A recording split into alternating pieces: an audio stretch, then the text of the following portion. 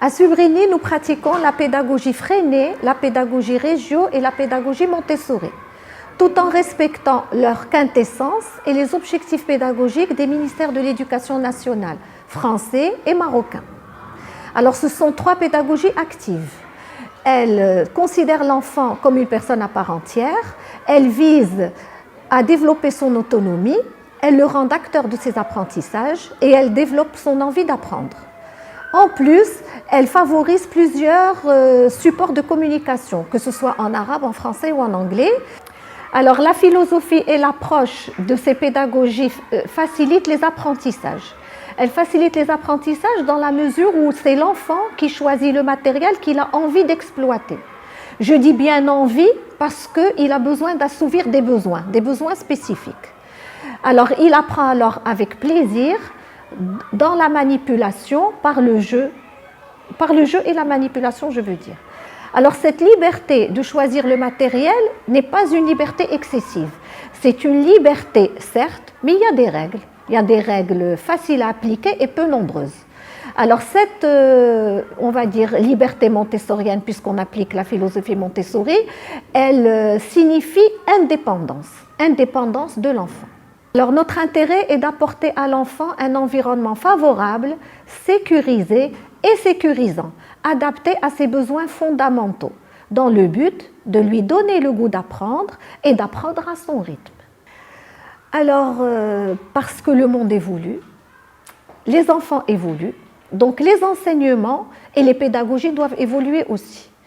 Alors, pourquoi ne pas aller chercher tout ce qui est bénéfique dans plusieurs pédagogies et essayer de les adapter? Alors, on parle toujours d'adaptation parce qu'il faut tout adapter à l'enfant et à l'environnement dans lequel il évolue. La mixité n'est pas lourde dans la mesure où nous prenons tout ce qui est bénéfique dans les 3.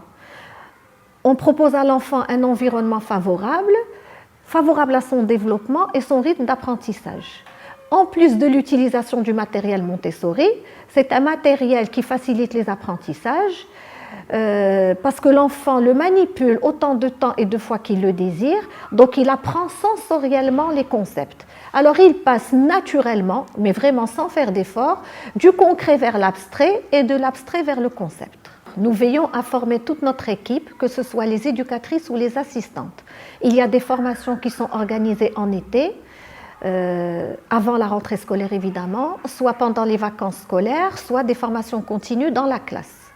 Alors, pour être éducatrice Montessori, il faut que les éducatrices se forment intérieurement et extérieurement. Ça semble bizarre comme cela, mais voilà.